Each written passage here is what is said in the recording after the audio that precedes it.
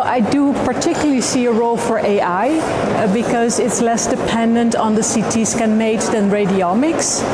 At this moment we use AI to detect lung nodules, to quantify the size and to get some characteristics of a lung nodule. But we also now have software that quantify coronary calcium or the amount of pulmonary emphysema. And that helps because that means that the radiologist doesn't have to evaluate these findings but can just check the AI results.